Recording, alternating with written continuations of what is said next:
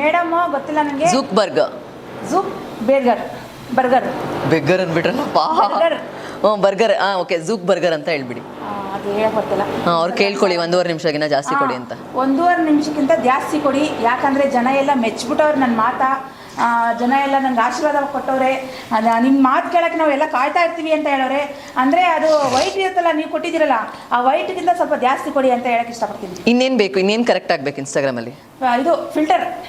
ಯಾಕೆ ಬೇಕಾ? ಇನ್ನು ಫಿಲ್ಟರ್ ಬೇಕಾ? ಅಲ್ಲ, ಕೊಡಬೇಕಲ್ವಾ. ನನಗೆ ಎಲ್ಲರೂ ಹೇಳ್ತಾರೆ ಫಿಲ್ಟರ್ ಆಗಿಬಿಡಿ, ನೀವು ಹಿಂಗೆ ಇದ್ದೀರಾ ಅಂತ ಹೇಳ್ಬಿಟ್ಟು.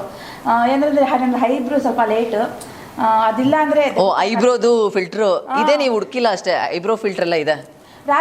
ರಾಖಿ ಸಾವಂತ್ ಇದ್ದಾರಲ್ಲ ಮೇಡಮ್, ಅದ್ರದ್ದು ಮತ್ತೆ ತುಟ್ಟಿದಪ್ಪ ಕಣ್ದಪ್ಪ ಆಗ್ಬಿಟ್ಟಿದ್ದೀರಾ. ಬೇರೆಯವ್ರದ್ದು ಹಾಕಿ, ಅವ್ರದ್ದು ಹಾಕಿ, ಬೇರೆಯವ್ರದ್ದು ಹಾಕಿ ಅಂತ ಹೇಳಿ. ಫಿಲ್ಟ್ರು ಇನ್ನೊಂದು ಸ್ವಲ್ಪ ಫಿಲ್ಟರ್ ಬೇಕು. ಅದು ಬಿಟ್ಟರೆ ಇನ್ನೇನು ಚೇಂಜ್ ಆಗಬೇಕು ಇನ್ಸ್ಟಾಗ್ರಾಮಲ್ಲಿ?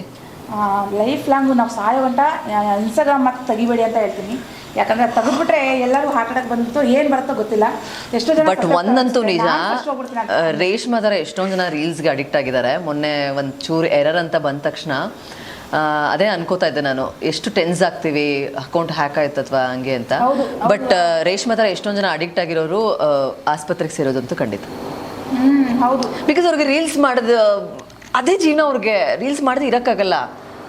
ಆಮೇಲೆ ಅವ್ರಿಗೆ ಅಷ್ಟು ಮೆಚುರಿಟಿನೂ ಇಲ್ಲ, ಇದನ್ನ ಅಷ್ಟು ಹಚ್ಕೋಬಾರ್ದು ಅನ್ನೋ ಮೆಚುರಿಟಿನೂ ಇಲ್ಲ. ಸೊ ಅದಂತೂ ಗ್ಯಾರಂಟಿ. ನನಗೆ ಎಷ್ಟೋ ಜನ ನೀವು ಬಿಗ್ ಬಾಸ್ ಇದ್ರೆ ನೀವು ಏನು ಮಾಡ್ತೀರಾ, ಹುಚ್ಚರಾಗಲ್ವಾ ನೀವು ಅಂತ ಕೇಳೋರೆ.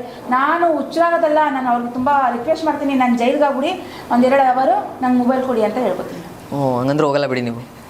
ಈ ಥರ ಮಾಡಿದ್ರೆ ಹೋಗಲ್ಲ ನೀವು. ಅಲ್ಲಿ ಮೊಬೈಲಲ್ಲಿ ಕೊಡಲ್ಲ. ಅಲ್ಲ, ನಾನು ರಿಕ್ವೆಸ್ಟ್ ಮಾಡ್ತೀನಿ, ನಮ್ಗೆ ನಂಬಿ ಪ್ಲೀಸ್ ಎಷ್ಟೊಂದು ಕ್ಯಾಮ್ರಾ ಇರುತ್ತೆ, ಎಲ್ಲದಕ್ಕೂ ರೀಲ್ಸ್ ಮಾಡ್ಬೋದು ನೀವು. ಅದು ನೀವು ಒಂದೊಂದು ಕ್ಯಾಮ್ರಾಗೂ ರೀಲ್ ಮಾಡ್ತಿದ್ದಂಗೆ ಅವ್ರು ಇದನ್ನ ಟೆಲಿಕಾಸ್ಟ್ ಮಾಡ್ತಾ ಹೋಗ್ತಾರೆ. ಅಂದ್ರೆ ನಾವು ಆಕ್ಟಿಂಗ್ ಮಾಡಿದ್ರೆ ಹಂಗಾಗ್ತಾರೆ, ಆಚೆ ಕಡೆಗೆ ಹೋಗ್ತಾರೆ. ನೀವು ಮೊಬೈಲಲ್ಲಿ ಮಾಡಿದ್ ಮೊಬೈಲಲ್ಲಿ ಬರ್ತಾ ಇತ್ತು, ಆದ್ರೆ ಅವ್ರ ಕ್ಯಾಮ್ರಾ ಮುಂದೆ ಮಾಡಿದ್ರೆ ಎಲ್ರಿಗೂ ಟಿವಿಲಿ ಬರುತ್ತೆ, ಅವಾಗ ಟಿವಿಲಿ ನೋಡ್ತಾರೆ. ಟಪ್ಪಲ್ ಮುಚ್ಚಿ ಡ್ಯಾನ್ಸ್ ಎಲ್ಲ ಮಾಡ್ಬೋದು, ಮಾತಾಡ್ಬೋದಲ್ಲ. ಮಾತಾಡ್ಬೋದು. ಫೋನೇ ಬೇಡ, ನಾನು ಮಾತಾಡ್ಬೇಕಷ್ಟೇ. ನೀವು ಹೋದ್ರೆ ಬೇರೆ ಕಂಟೆಸ್ಟ್ಗಳಿಗೂ ಇದು ಆಸ್ಪತ್ರೆಗೆ ಸೇರ್ತಾರೆ. ಹೌದು, ಯಾಕಂತಂದ್ರೆ ನೀವು ಮಾತಾಡ್ತಾನೆ ಇರ್ತೀರಲ್ಲ. ಎಲ್ಲರಿಗೂ ಬೇಜಾರಾಗುತ್ತದು. ಆಮೇಲೆ ನನಗೆ ಏನ್ ಗೊತ್ತಾ, ಅದು ಕಟ್ ಅಂತ ಮಾತಾಡ್ತಾರೆ, ತೆಗೆದ ತಕ್ಷಣ ಈ ಥರ ನಾನು ಮಾತಾಡಲೇಬೇಕು ಅಂತ ಏನೋ ಒಂಥರ ಖುಷಿ ನನಗೆ ಮಾತಾಡೋದು. ಗೊತ್ತು, ಖುಷಿಯಿಂದ ಮಾತಾಡ್ತಾ ಇರ್ತೀನಲ್ಲ, ಎಲ್ಲೆಲ್ಲೋ ಹೋಗ್ಬಿಡ್ತೀನಿ. ಡಿಪ್ಲೊಮಾಗೆ ಹೋಗ್ತಾರೆ. ಅಲ್ಲಿ ಕಂಟೆಸ್ಟೆಂಟ್ಸ್ಗಳು ಕೂಡ ಡಿಪ್ಲೊಮೇಷನ್ಗೆ ಹೋಗ್ತಾರೆ. ಅದಕ್ಕೆ ಆ ದೇವ್ರು ನನಗೆ ವಿದ್ಯೆ ಕೊಟ್ಟಿಲ್ಲ ಅನಿಸುತ್ತೆ. ಯಾಕಂದರೆ ನಿಂತು ಬಾಯಿ ಬಡ್ಕಿ ಫಸ್ಟೇ ಕಲ್ಪನೆ ಥರ ಬಾಯಿ ಬಡ್ಕೆ ನೀನು ಅಂತ ಹೇಳ್ಬಿಟ್ಟು ನನಗೆ ವಿದ್ಯೆ ಕೊಟ್ಟಿಲ್ಲ ಅನಿಸುತ್ತೆ. ವಿದ್ಯೆ ಕೊಡ್ತಿದ್ರೆ ನಾನು ಎಲ್ಲೋ ಇರ್ತಿದ್ದೆ ಅನಿಸುತ್ತೆ, ಸೌದಿಲೋ ಇಲ್ಲಾಂದರೆ ದುಬೈಲೋ ಇರ್ತಿದ್ದೆ ಅನಿಸುತ್ತೆ. ವಿದ್ಯೆ ಕೊಟ್ಟಿದ್ದಿದ್ರೆ. ಇಷ್ಟೊತ್ತವರೆಗೂ ನಮ್ಮ ಜೊತೆ ಬಂದು ನಿಮ್ಮ ಸಮಯನ ನಮ್ಗೆ ಕೊಟ್ಟಿದ್ದಕ್ಕೆ ತುಂಬ thanks. Thank you so much. ನಿಮಗೂ ತುಂಬ ನಾವು ಮಾತಾಡೋದನ್ನೆಲ್ಲ ನೀವು ಕೂತ್ಕೊಂಡು ಕೇಳಿದ್ದೀರಲ್ಲ, ಥ್ಯಾಂಕ್ ಯು. ನಾನು ಯಾವಾಗಲೇ ಬರಲಿ ಈ ಚಾನಲ್ಗೆ ನೀವು ಸಬ್ಸ್ಕ್ರೈಬ್ ಮಾಡಿ, ಲೈಕ್ ಮಾಡಿ, ಶೇರ್ ಮಾಡಿ, ಆಮೇಲೆ ಇದನ್ನು ಬೆಳೆಸಿ ಅಂತ ಹೇಳಕ್ಕೆ ಇಷ್ಟಪಡ್ತೀನಿ. SS TV, ಯಾಕಂದರೆ ಅವರು ಇದು ಸೇರಿ ನಾನು 3-4 ಸಲ ಬಂದ್ಬಿಟ್ಟಿದ್ದೀನಿ ಇಲ್ಲಿಗೆ. ನಾನು ಹಿಂಗೆ ಬೆಳೀತಾ ಇರಬೇಕು ಇದು ಚಾನಲ್ ಅಂತ ಹೇಳಕ್ಕೆ ಇಷ್ಟಪಡ್ತೀನಿ.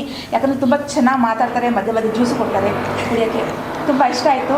ಆಮೇಲೆ ಫಸ್ಟ್ ಬಂದ ತಕ್ಷಣವೇ ನೀರು ಕೊಟ್ಟರು ಕುಡಿಯೋಕ್ಕೆ, ನಂಗೆ ಇಷ್ಟ ಆಯಿತು. ಆಮೇಲೆ ಮುದ್ದಾಗಿ ಮಾತಾಡ್ತಾರೆ, ಮುದ್ದಾಗೆ ಆ್ಯಂಕರಿಂಗ್ ಮಾಡ್ತಾರೆ, ನಂಗೆ ತುಂಬ ಇಷ್ಟ ಆಯಿತು.